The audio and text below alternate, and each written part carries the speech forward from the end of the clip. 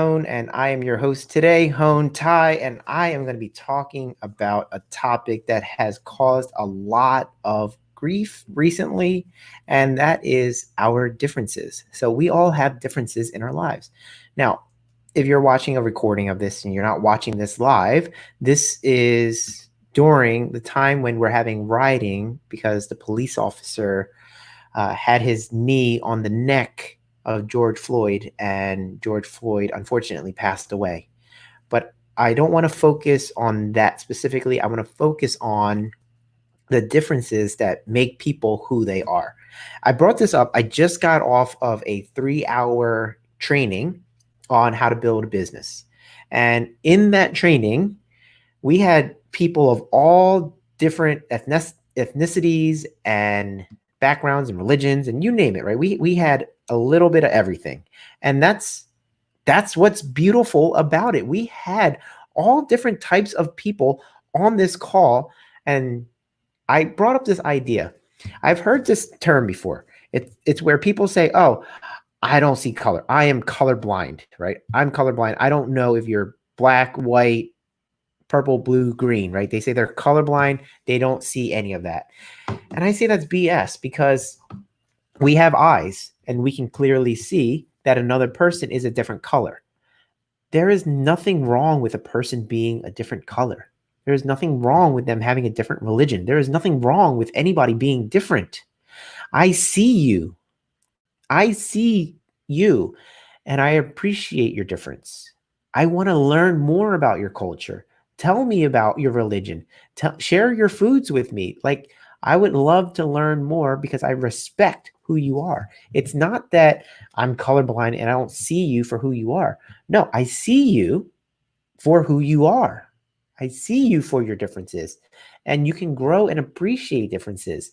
And it's differences that allow us to become better people. I get to learn from people who think differently than me, who give me a broader perspective of what the world is like. So it's okay to be different. Your job is to appreciate and love on other people because they are different. It's the hate that we have to get rid of. It's the hate that caused all of this tragedy and all of this suffering that we're all experiencing right now. There's this built-in hate, and I don't know if it was because we were taught this hate or if it came from our environment or what. I don't know. But it's not to be naive, and it's not to say that you're colorblind. It's to look at the other person and recognize their difference and find the beauty in that difference. It's okay to be different. We're all different. You are not my height. You do not know what I know. You do not eat the way I eat. You do not pray the way I pray. You do not think the way I think. You are different than me, and I am different than you, and it's okay. I'm not even the same as my wife. We butt heads, right? And it's okay. We're different. My wife and I are different genders, you see? And I appreciate that she's a different gender than me. And that's the way I roll. Now, if you are the one who likes the same gender, that's okay. There's beauty within you too. There's beauty within everybody. It's to find the beauty. So I don't follow the whole I'm colorblind thing. Like, and it's funny. It's funny because the irony is I am actually colorblind, right? I am actually colorblind. But what I'm talking about is that when people say that they're colorblind and they say, I don't see people for their color. And I say, I see people for their color because I want to learn more about who they are, where they came from, what their background is, what their families are, what language do you speak. If you speak other languages, I'm fascinated. It's amazing. Your food, your culture has different foods. I'm fascinated. What was the upbringing of your life? Like, what was your upbringing like? Completely different than mine, right? And so there's a lot of beauty in people. If you just take the time to just look at people and experience them for who they are, you will see beauty in them. A while back, I did a training called Landmark. And in the advanced course of Landmark, they make you walk up to these lines. And these lines, there's two parallel lines, and you are to put your toe on the parallel lines face to face with somebody. And they put the lines close enough to know, they know that if the lines are this close, that your faces are going to be this close. So they draw the lines, you put your toe face to face with somebody across from you, and you don't know who you're going to be paired up with. That, like, it's going to be random, and it switches, right? But you get paired up, and the person that you're paired up with is going to be taller than you, shorter than you, fatter than you, skinnier than you, better looking, less good looking, whatever it is, right? But they make you go face to face with the person. So let's play the game. So you're this close with the person, and you're eye to eye, and your job is just to stare at the person in the eyes, right? And you just lock eyes. And now, if you're straight and you're eye to eye with another man, it's weird at first. And then you just have to let all of those things go. And your job is to look in the camera, look at the person, and see them. Not for them being a male or a female or white or black or Asian or Christian or Buddhist or this or that, like whatever.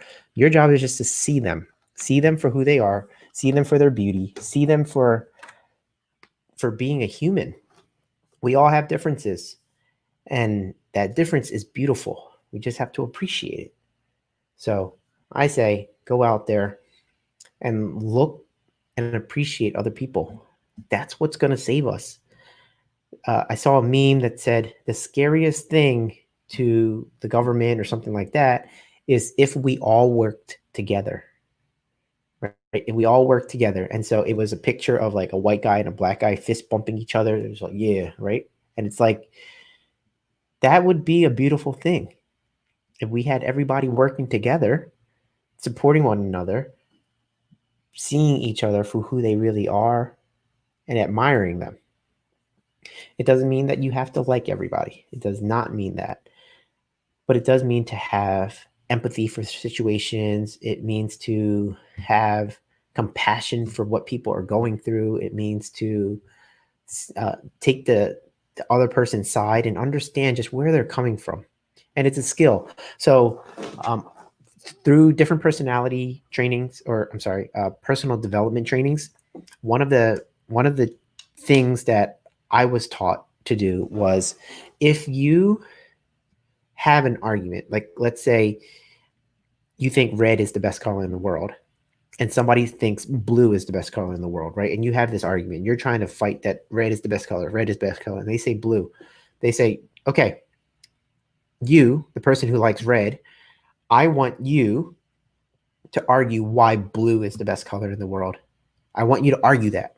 And if you like blue, I want you to argue why red is the best color in the world. And now you're fighting for their side. And when you do that, you all of a sudden, you get to see what they see.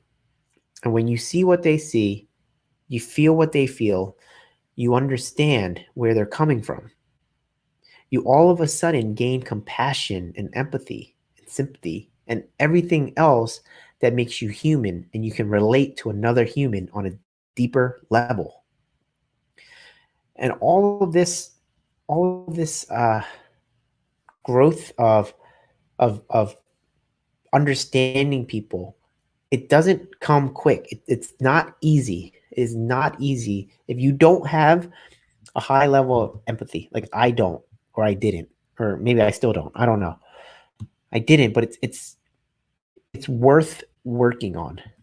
Okay, you may not have a lot of empathy, but it is worth working on, because when you connect with more people, when you understand where they come from, why they act a certain way, why they react a certain way, you all of a sudden you get along with them, right? You get along with them. There's a saying, give a guy a little slack or something, like give him a little slack, right? Give him a little slack. Let's change that a little bit. This is one of the things I learned. Change it a little bit. Give them endless slack. So a lot of times we get mad when people are late to something. It's like, oh, give them a little slack. Well, what if you gave them endless slack?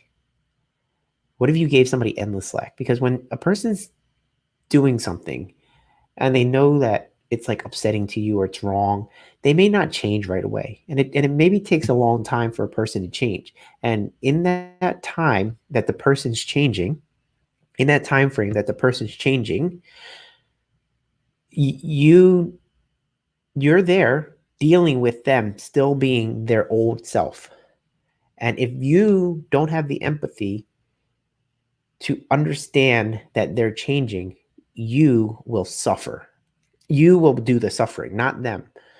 But if you give them endless slack and you understand that they are changing, that they're going through a process, that they're becoming a better person, and at some point, yeah, maybe they might actually change. They might actually become that person who's on time. Like, you then will live a happier life because you're not expecting them to be who they're not. If you want them to be on time and they're always late, you're going to be frustrated because you want them to be different. But if you gave them endless slack and you allowed them to grow, you wouldn't get frustrated when they were late, because you would understand. You would understand that they're going through their journey. And when they get there and or when they're done their journey and they're on time because it means something to them, then you didn't have to suffer throughout that whole process. Right? You didn't have to suffer through that whole process. So this is where, if you're currently suffering for whatever your mindset is, it's because you have this expectation of what it should be. So there needs to be just as much change within you as there needs to be in the other person that you're suffering because of. You're like, oh, I wish they were a different person. You're going to be suffering if you keep putting that expectation on them. It doesn't mean that you just have to wait idly. You can always educate them. You can always train them. You can always share your feelings with them.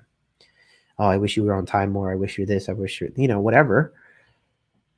But you got to give them the endless slack and allow them to change. And then if you can no longer deal with them, then you maybe have to just take yourself out of the situation.